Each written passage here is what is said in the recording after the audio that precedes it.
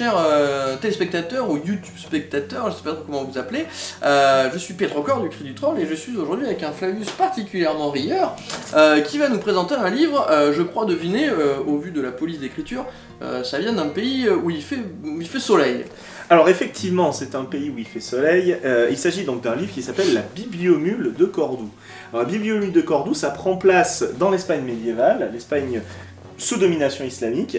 On est au XIIe siècle et on va suivre une histoire, donc c'est de Lupano et Cheminot. Il nous raconte une histoire de livre, une histoire de littérature, une histoire de savoir et de connaissance, simplement parce que la bibliothèque de Cordoue doit être détruite par un vizir, en fait, donc le premier ministre du calife. Simplement parce que lui, il a décidé de prendre le pouvoir pour lui. Hein. Le calife est un enfant, il n'a pas trop d'autorité, il se laisse un peu mener par son premier ministre, son vizir. Et donc, le personnage donc, du vizir est un personnage calculateur qui s'est appuyé en fait sur les religieux radicaux pour régner. Et donc du coup, ces religieux radicaux, évidemment, ils sont pas tellement intéressés par la culture qui se trouve dans la bibliothèque. Voire même ça peut être dangereux. Exactement, donc ils veulent détruire l'essentiel en fait des connaissances qui sont présentes dans cette bibliothèque et ne conserver finalement que les textes religieux. Des textes radicaux, etc.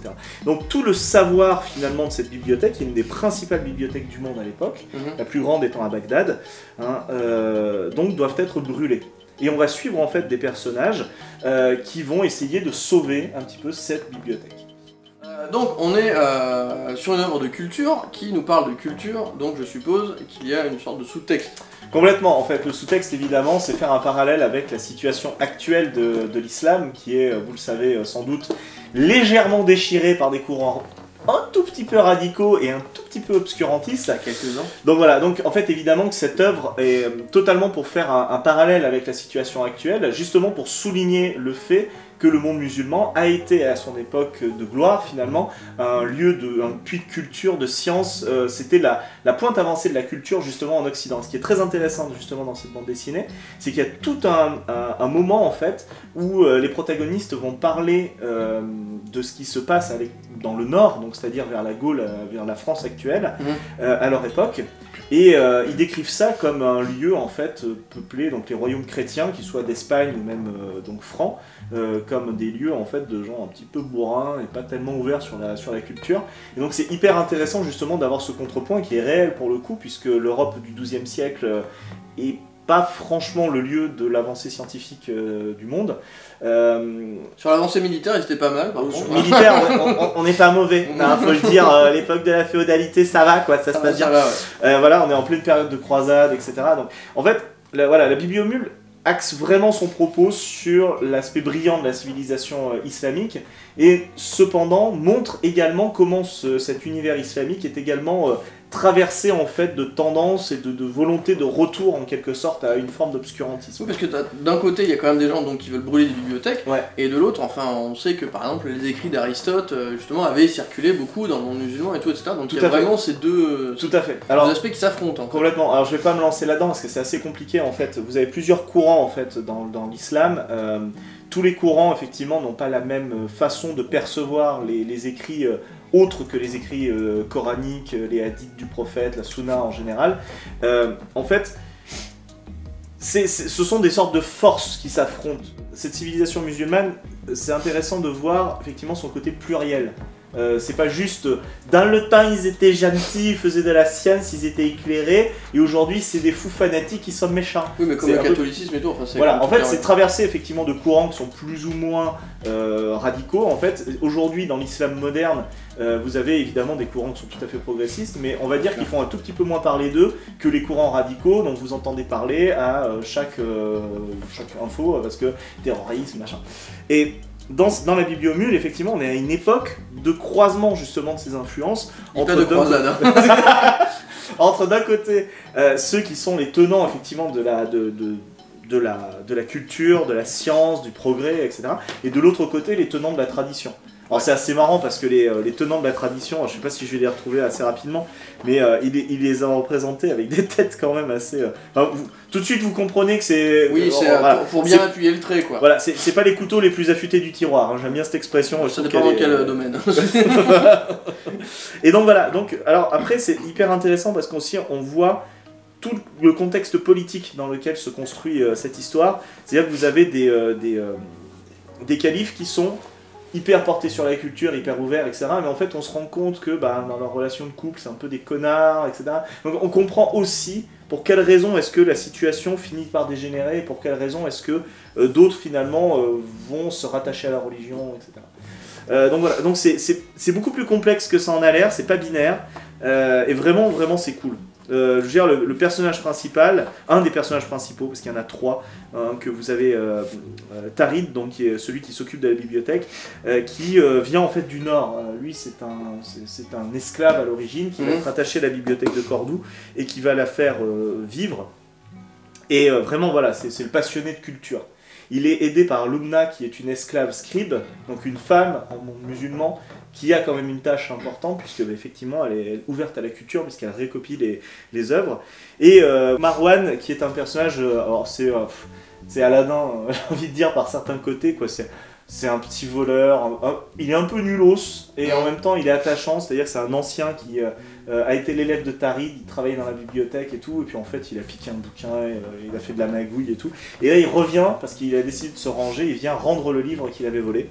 Et donc les trois sont embarqués parce que Tarid a décidé de récupérer tout un tas de livres et de leur faire quitter secrètement la bibliothèque avant qu'elle soit détruite.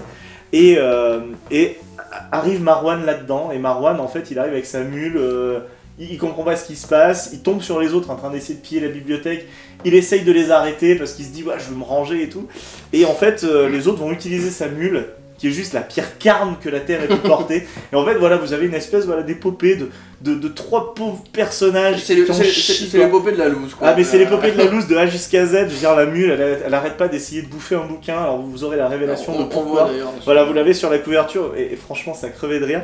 Et voilà, et ils vont traverser donc cette Espagne médiévale, ils sont vraiment perdus, ils savent pas où est-ce qu'ils vont, ils savent pas s'ils vont réussir. Vous voyez les livres un peu s'étioler au fur et à mesure de l'avancée.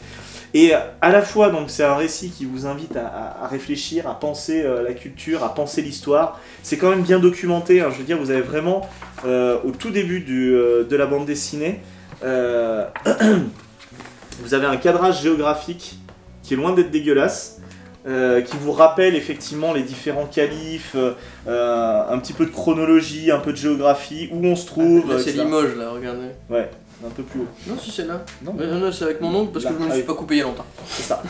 Et donc voilà, donc vous n'êtes pas laissé dans le flou. Et ce que j'ai beaucoup aimé à la fin de cette histoire, c'est que on sort en fait de l'échelle géographique, donc de l'Espagne médiévale musulmane, et ils vont faire des parallèles avec d'autres moments où on va cramer des bouquins chez les chrétiens, chez d'autres civilisations. Et dans plein d'autres civilisations, exactement. On se rend compte que c'est loin, jusque loin d'être unique. À l'époque contemporaine avec les Boys et l'incendie de la bibliothèque de Bagdad en 2007. Très bien. Donc voilà, donc c'est vraiment une très très chouette bande dessinée et ça invite à penser la culture jusqu'à l'ère numérique. Voilà.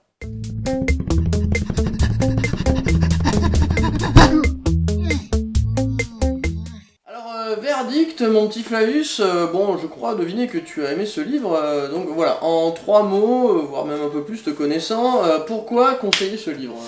Alors, il faut conseiller ce livre, déjà parce que à l'heure actuelle, vu la situation du monde islamique, je crois que c'est un rappel historique intéressant. C'est également un moyen d'alerter un petit peu, surtout les jeunes générations, sur la fragilité finalement de la culture, et en même temps sa résilience. C'est-à-dire que d'un côté, la culture peut disparaître, être détruite, en même temps, l'œuvre montre que même des connaissances détruites peuvent réapparaître, redécouvertes par d'autres.